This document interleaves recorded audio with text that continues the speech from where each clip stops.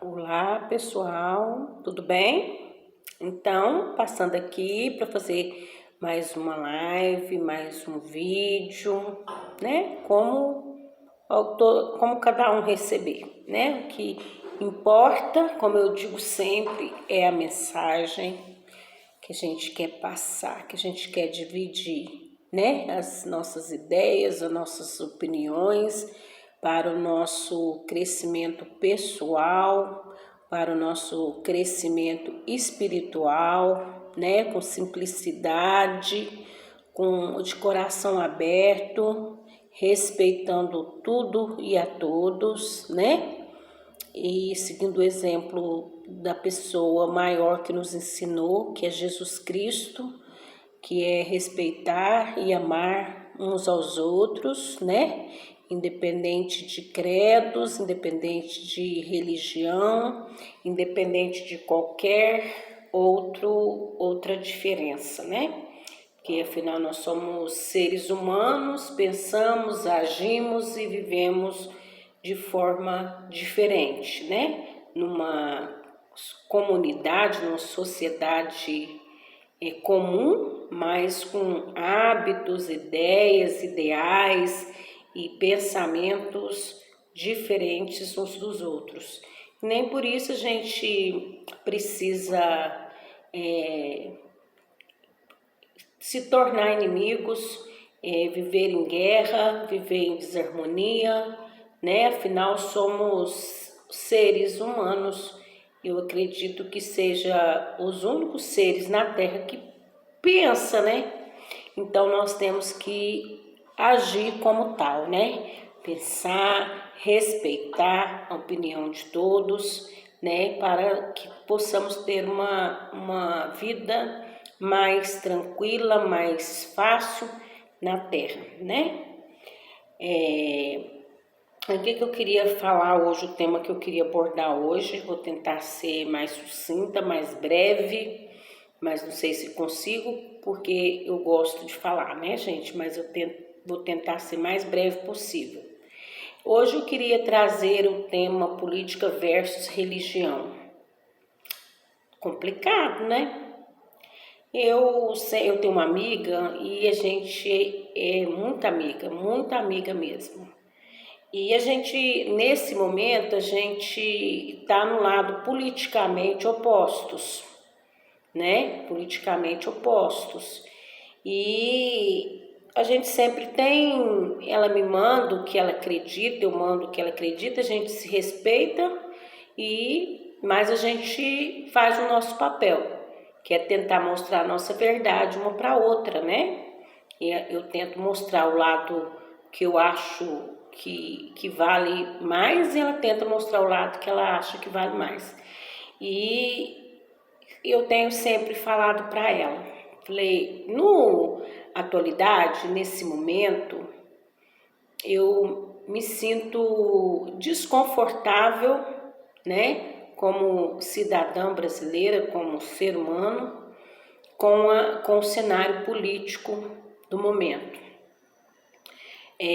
Não por antipatia do candidato né, eleito no momento, em questão de nação, mas pelo que eu acredito, né, pelo que eu ouço, pelo que eu leio, pelo que eu assisto, pelo retrocesso. Eu sou feminista, né? Eu sou uma mulher que acredito na força de classes, né? Na força dos homens quando eles se unem, na força dos trabalhadores quando eles se unem, na força das mulheres quando eles se unem. Então, quando tudo que você une é mais fácil de ser lidado do que você sozinho, né? União é uma coisa que é uma coisa também deixada por Deus pra gente estar unido, né? Então, quando a gente se une, nada pode com a gente, porque aquela força é muito grande, uma força sobrenatural da união.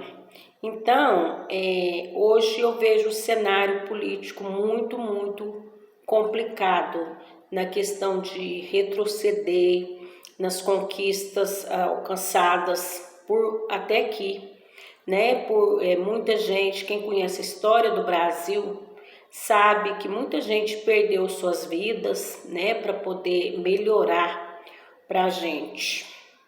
E muita coisa está acontecendo. Hoje até eu vi um vídeo do moço também nas plataformas, e o moço falando tanta coisa que está acontecendo e a gente fingindo que não vê, né? Politicamente falando. Então é muita coisa que, ao meu ver, não é uma coisa positiva para a classe, né? Para nossa classe menos privilegiada, né? Para nossa classe pobres, né? Para nossa classe trabalhadores. Conto isso e falo com um pouquinho de propriedade em relação a mim, por exemplo. Agora eu tô com 49 anos, graças a Deus, cheia de saúde, não tenho nenhum tipo de comorbidade, não tenho nenhum tipo de doença, né? E eu tinha planejado para minha vida aposentar, né? Na hora que chegasse meus 30 anos de contribuição, eu iria aposentar e continuar trabalhando um cargo só, porque eu já trabalhei 2 até 3 cargos, manhã, tarde e noite. E essa profissão é uma profissão linda, maravilhosa, abençoada, sabe, que eu recebi de Deus. Mas não é, como é que fala, não é uma coisa assim escondida de ninguém, que todo mundo sabe, não é uma coisa que ninguém não saiba, que é uma profissão também muito, muito desgastante. Por quê? Você fica horas sem dormir.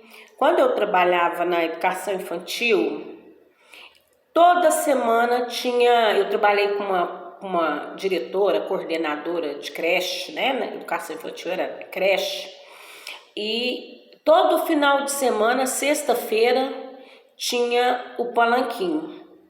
Cada professora tinha que ensaiar um número para apresentar, conseguir as vestes da apresentação, que você vai cantar a Linda Rosa Juvenil. Você tinha que vestir os meninos a caráter da música A Linda Rosa Juvenil. E tinha que fazer um mural na parede também da Linda Rosa Juvenil. Né? Você tinha que fazer toda uma produção, igual um filme, só que isso era semanal. Fora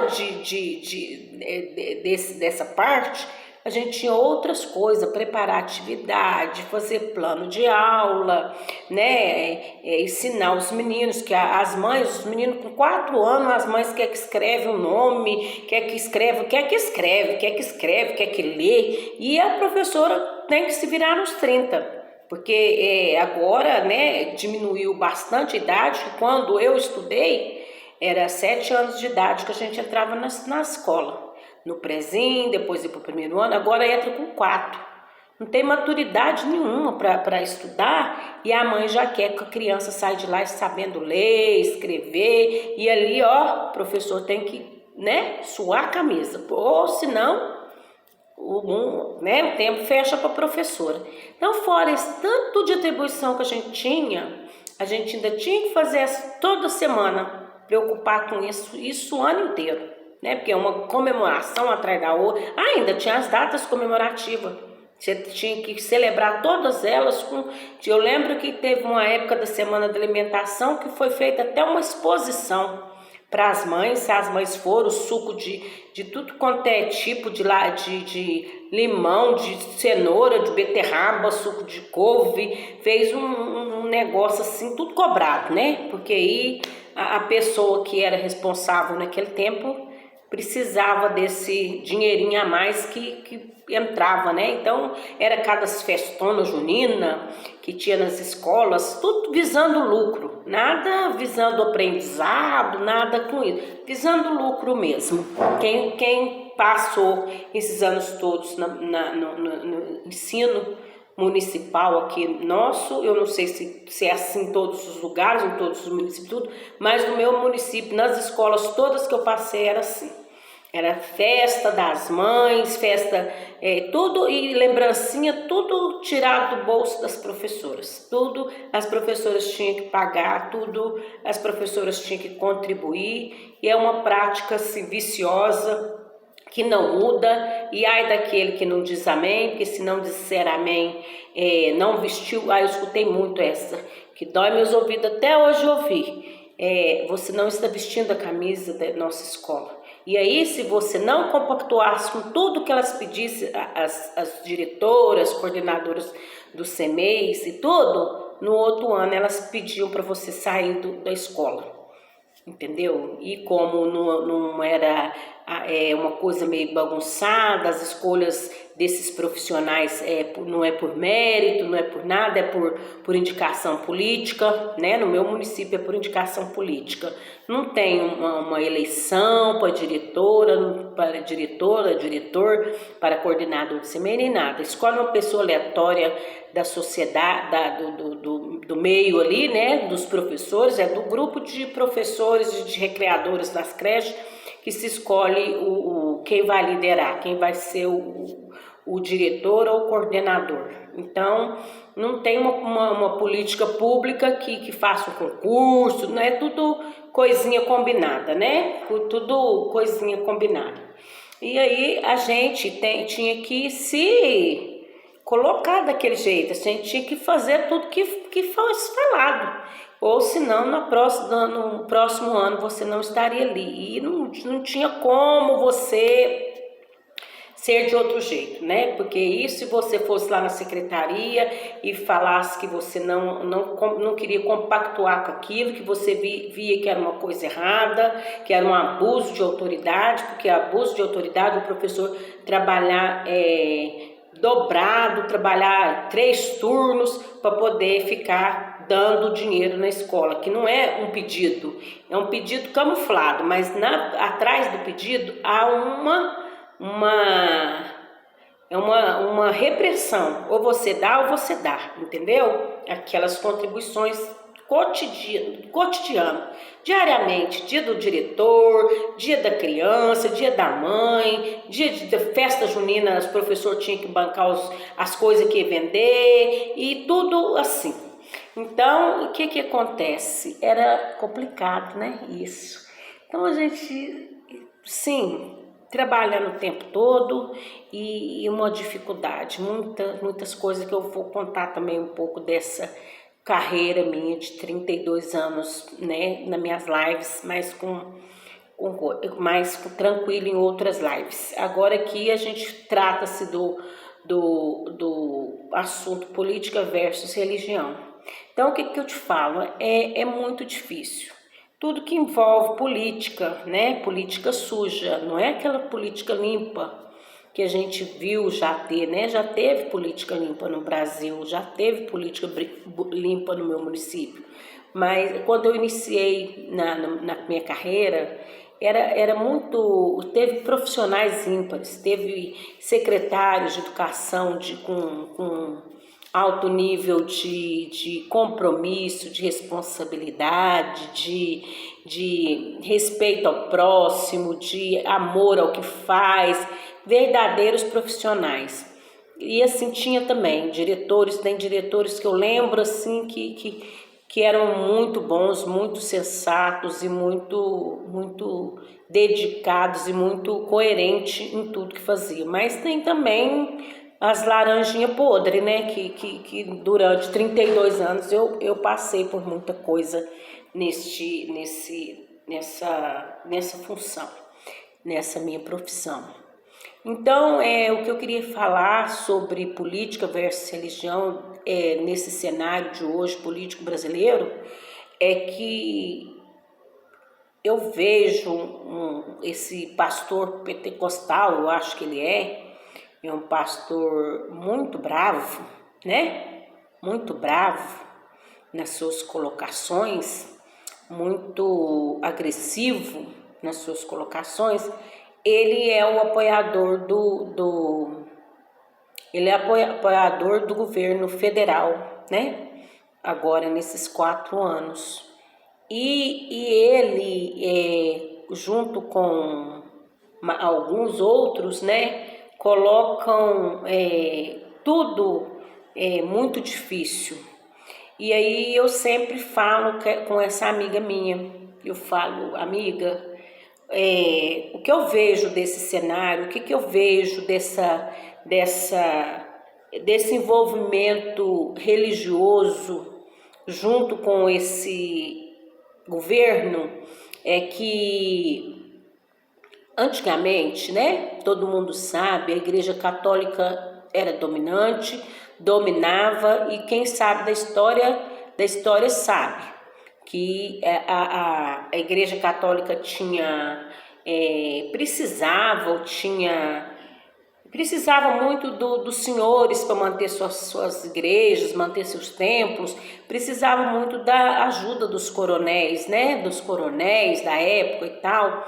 E em troca, né, o coronel, para manter uma igreja ali na cidade, o coronel ajudava financeiramente falando, mas em troca o padre tinha que falar com os fiéis o que o coronel queria que falasse, como forma de manipular, né? Onde surgiu que manga faz mal com leite, ovo faz mal com não sei o quê. Então era coisas assim que o padre ele tinha que falar aquelas coisas para agradar o moço que ajudava na despesa da igreja, né? Então, por longos anos foi assim. A Igreja Católica dominava e fazia o que os senhores, né, queria que eles fizessem, pregava aquilo para os empregados, para os servos, daquela forma para os servos acreditar e obedecer, porque o servo sempre é a pessoa, como eu falei no outro vídeo, sempre é a pessoa que está em estado de vulnerabilidade. Essas pessoas são exploradas espiritualmente. Por quê? Porque elas estão tão sensíveis que elas querem o quê? Um carinho, um aconchego, uma palavra. E nesse momento que entra, né? Que entra esses usurpadores da palavra. Que entram esses que se dizem espiritualizados, que se dizem representantes de Deus aqui na Terra, para poder abusar, né, de todas as formas das pessoas. Então, o que acontece? Hoje, essa roda girou, né?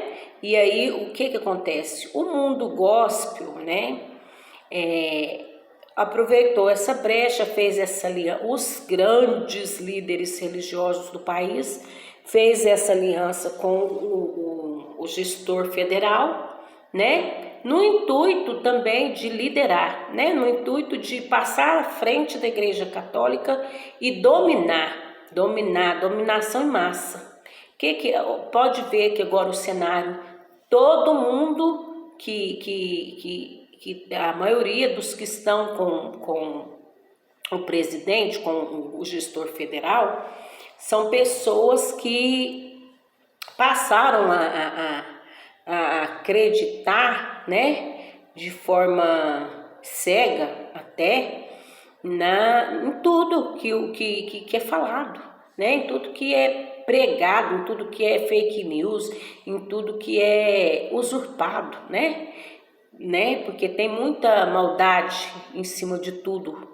Ao meu ver, respeito quem pensa diferente, mas ao meu ver tem muito, né?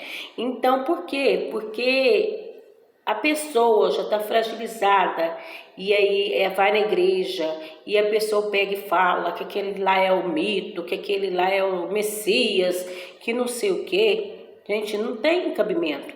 Aí quando fala de um artista, tipo, né, a moça que acabou de sofrer um acidente, o mesmo pastor que apoia o governo federal a falar as atrocidades que ele fala, agredir as pessoas e tudo, é o mesmo presidente que recrimina uma menina de 26 anos a colocar, a trabalhar, né? A trabalhar. Então, a divergência nessas coisas, se a gente bem prestar atenção. A gente vê que como assim, né? Não precisa ser muito inteligente para poder prestar atenção no cenário e ver o que está acontecendo nesse cenário, né? Esse cenário, e muita gente acredita nisso. Não é que as pessoas estão de má fé, agindo de má fé, né? Eu acredito que a maioria das pessoas é fragilizada com o governo anterior, que foi um governo corrupto, que foi um governo de lava-jato, de não sei o quê. A pessoa com tanta vontade de mudança, né? Com tanta sede de mudança, foi por esse caminho, né? E depois tem coisa que é um caminho sem volta. A pessoa já estava lá, a pessoa já, né? Eles já colocam a venda nos olhos das pessoas e as pessoas já passam a sair do consciente normal dela, do subconsciente. Eles já fazem ali uma lavagem, uma coisa tão dinâmica, né, na cabeça das pessoas, que as pessoas passam a acreditar que fazer arminha com o dedo, incentivar a violência é normal, né? Falar falar pro repórter que acha ele com cara de gay no meio de todo mundo, você tem cara de gay, né? Falar essas coisas é normal, né? O gestor federal falar isso é normal, né? Agredir as pessoas, discriminar as pessoas é normal. Dia desses eu estava falando com uma amiga minha, eu vi um seguidor desse senhor gestor federal, fazendo uma comparação inusitada, pelo menos inusitada. Ele falando assim, olha, Deus criou o homem branco e o capeta, o demônio, o diabo, sei lá quem, foi invejar de Deus, criou o negro. Eu falei, gente, eu não estou acreditando que eu estou ouvindo uma coisa dessa, entendeu? Então, assim, de tão complicado, de tão, sei lá como que se chama isso, que está esse momento, né? E os políticos, inclusive esse senhor, que eu cito a agressividade dele, como eu falo aqui de novo, eu reforço que eu sigo ele, para me entender o que está acontecendo com ele, porque ele fala, como assim ele pode ser um servo de Deus? Se ele é homofóbico, ele é preconceituoso, né? Como assim, né? Como assim? Aí ele vai lá e faz um discurso que ele não aceita as pessoas como elas são, mas que isso é mimimi, que hoje em dia não pode falar nada, que não sei o quê, que o mundo gospel está sofrendo isso, que não tá. Gente, mas é a fala dele, a gente recebe, né? O que a gente fala, né? O que a gente faz, volta pra gente, o que a gente sai da nossa boca, volta pra gente. Então, o que essas pessoas deveriam refletir? Falar mais do amor de Deus. Eu assisti mesmo, eu estava ouvindo ele falar e estava pensando, falando comigo, gente, eu não ouço esse senhor, né, falar do amor de Deus, tá certo, o homossexualismo diante dos olhos de Deus é uma coisa difícil, né, não agrada os olhos de Deus. A função desse moço, que se diz servo de Deus, que se diz representante de Deus na terra, é pregar para eles. Ele devia ir no culto gay lá, que tem uma igreja gay, ele devia pedir permissão para ir lá falar do amor de Deus para esses meninos, sabe? Ir lá e falar, e chamar, e ir nas ruas e procurar essas pessoas que estão morrendo, que apanham na rua por conta do coisa, né? Do homossexualismo. Ele devia contar a verdade, né, para eles, falar, meu irmão, minha irmã, isso que você está fazendo não é bacana, eu tô aqui, vou te dar a mão, vamos lá na minha igreja, você vai ser um homem transformado. Se ele tem certeza que isso é uma coisa que não agrada aos olhos de Deus, o que ele tinha, a missão dele enquanto servo aqui na terra é apoiar essas pessoas, dar as mãos, né? Na Bíblia, em algum lugar fala que essas pessoas que você tem que acolher, quem precisa ser acolhido? Quem está lá na igreja como manobra, manobrado, como, né? Fácil você falar, né? Fácil você ajudar. Mas aquele que está lá na rua, numa esquina, às vezes se prostituindo, né? Correndo o risco de ser morto, de ser esquartejado, de ser alguma coisa, igual acho que não sei se foi o gestor federal em algum lugar, ele disse que os homossexuais eles são mortos pelos seus próprios parceiros. Né? Eu acho que é assim mesmo que ele falou, pelos seus próprios parceiros. Né? Então, o que ele tinha que fazer? Ir lá e falar do amor de Deus, mas isso não cabe a mim falar para ele, né? Ele que tem que ir lá falar. Então é isso, e que eu acho que esse cenário política versus religião, para bom leitor, um pinga-letra, né? Então a função de certos, né, pastores de apoio a esse gestor federal é única exclusivamente financeiro, né? É único exclusivamente pensando em algo. Esse senhor mesmo, né, esse líder religioso, foi um dia nas mídias, eu vi esse vídeo dele, ele falando que ele é amigo pessoal do gestor federal, que o gestor federal vai sempre no gabinete dele pedir conselhos, entendeu? Que o gestor isso, o gestor um dia, ele não sei o que o gestor federal fez que não agradou ele, eu vi também, foi rapidinho tirar do ar, ele falando contra o gestor federal. Por quê? Porque se a hora que o gestor não quiser fazer o que ele quer, dar o que ele quer, né? Porque todo mundo sabe, eu não posso nem garantir isso aqui, porque eu vi também em algum lugar, não me lembro, que eu ouço muita coisa política, igual eu já falei, muita coisa religiosa, eu ouço muita coisa. Então, assim, eu não posso garantir, porque eu não anoto lá quem foi que falou, quem deixou de falar, eu ouço e procuro, né, ver o que pode ser feito, o que a gente pode fazer em cima daquilo. Aí, o que eu vi? Eu vi alguém falando que... Esqueci o que eu estava falando, gente. Mas assim, eu sei que...